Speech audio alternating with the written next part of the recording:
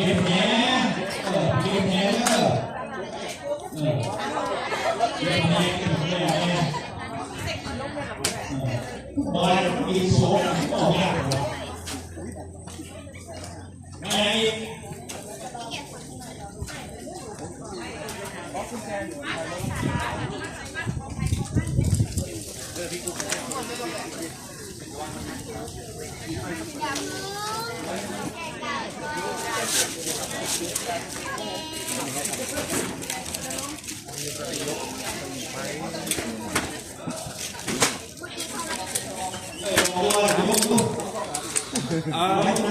ของไหนที่จะเอาไปเก็บศาลาเดี๋ยวจะเอาใส่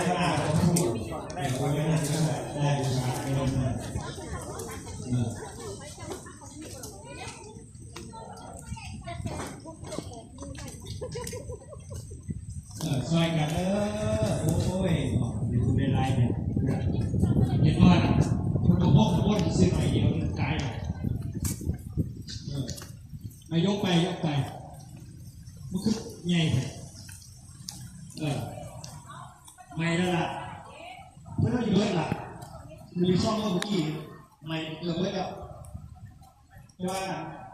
เมื่อกี้มันให้เบิร์ดดู